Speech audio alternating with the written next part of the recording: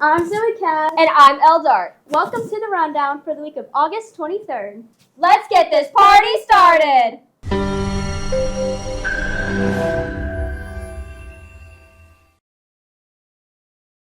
Speaking of parties, Elle, did you have fun at the back-to-school dance? Yeah, I'm a little sad though. This was my last first dance at Loyola. I'm not ready to leave Loyola just yet. Well, we still have a little bit of time.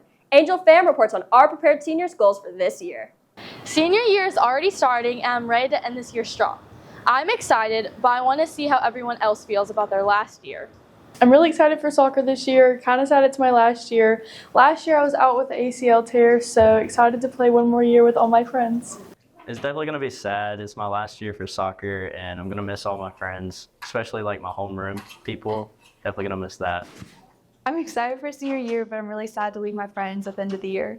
I'm very excited for my last year at Loyola. I really hope to continue good grades this year and continue relationships with friends that I have. Emotions are high, and while many are ready to leave, let's see everyone's goals before they're gone. My goals are to make really good grades this year and pass all of my AP tests for all my AP classes so that I can get my credits for college. My goals this year are to make good grades, pass my AP exams, and to have a good basketball season and hopefully a good tennis season. So this year on the volleyball team we're the seniors, which also means we're the leaders. So I hope that we can lead our team to do really well and win more games than we did last year. Yeah, I'm really excited for the season and I hope we do really well. And I also hope that we're able to manage our schoolwork and balance and make good grades. I'm looking forward to what the future holds for us. I'm Angel Pham, and see you next time. Elle, what's your favorite class so far this year? Well, I'm really enjoying physics. Isn't there a new physics teacher? Yep. And you know who's excited about that? Hudson Moore. A new week of school means we get to meet another new teacher. This week's rundown highlights our physics teacher, Gary Thacker. My name's Gary Thacker. I'm the new physics teacher at Loyola. I originally grew up in Texarkana, Arkansas. Went to high school at Arkansas High, graduated there in '83.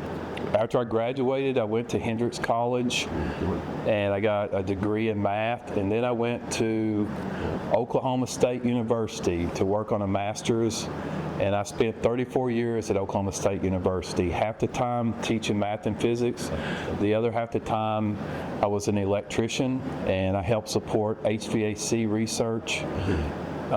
Being able to do electric work and help people design heat and air equipment has really helped me understand physics better and given me a lot of practical experience, and I hope I'm going to be able to transmit that to the students this semester or next semester.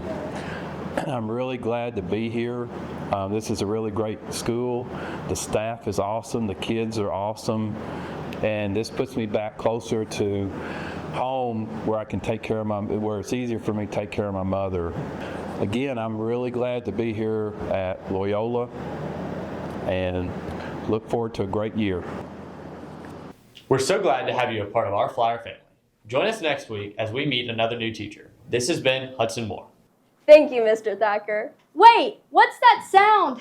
Is that I Know What You Did Last Summer by Shawn Mendes? No, it's Molly Cavanaugh with her next segment. Here's I Know What You Did Last Summer.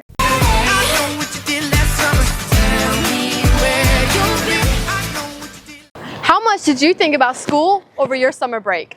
Probably not much. For Ms. Franks, however, that was not the case. She decided to spend her summer break across the world furthering her education. This summer, I went to Oxford University in Oxford, England. I actually attended Exeter College, which is one of 39 colleges that make up Oxford University. I found out a couple of years ago that there was a teacher program, and one of our local groups, the English-speaking union, actually gave scholarships to teachers, and I thought I'd apply for it. So I did, and I got it. So I received a full scholarship to study at Oxford University. I was there for 1 month. While I was there, I studied Old and Middle English poetry, and I also studied the Romantic poets. When you went to class, everybody sat around like the dining room table. The tutor sat at the head of the table, and up to 15 students sat around. You were expected to have all of your readings completed, usually around 300 pages per class on a daily basis. 2 classes. If the class started at 9 a.m., at 8:59, the entire class would be silent. The tutors walked in at 9 o'clock on the dot. They started teaching. You listened. You listened and you wrote. Most days in class, I wrote probably 6 to 10 handwritten pages of notes. When your class was over, an hour and a half later, the tutors ended the class. They got up and left. I can't even put into words for you how much I learned while I was there. And it's just beyond anything that I've ever experienced in any of the college campuses that I have been in or on or attended classes throughout the United States. They are on a 100-point scale. Now, nobody gets over a 70. 70 and above means that you should be published. For one of my first papers that I got back, I made a 66. And I want you to know I was prepared to cry. And then some of my friends from international universities, they were like, Hallie, don't be upset about that. You should be so happy. That is an A. Nobody gets above a 70 unless your work is ready to be published in an academic journal. So, yeah, I made A's at Oxford University while I was there.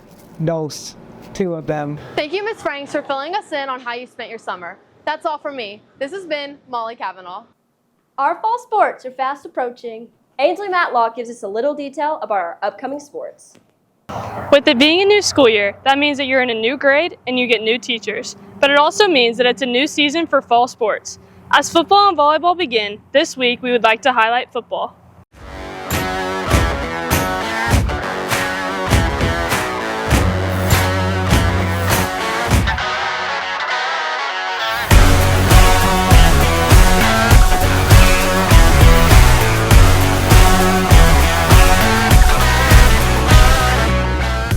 This summer we went 4 days a week.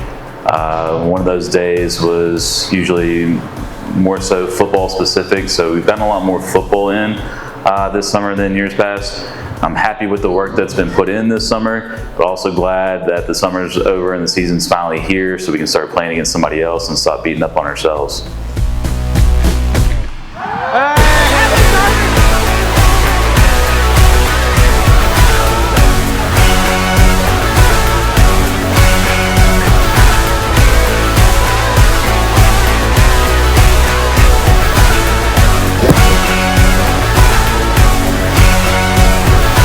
Haynesville gives us a good measuring stick to where we are right now. They always give us a good look.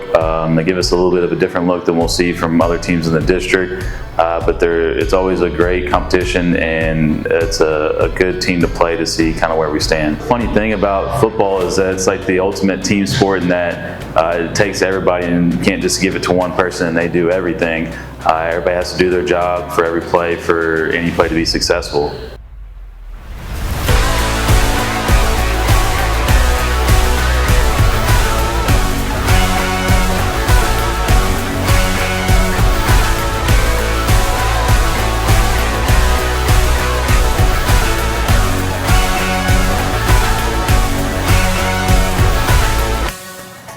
We are also proud of the work that you've put in to prepare for the upcoming seasons. Senior Jackie Barb and sophomore Caitlin Clark have both been nominated for the preseason Athlete of the Year for their sports, so don't forget to vote for them, and you can find the link in your email.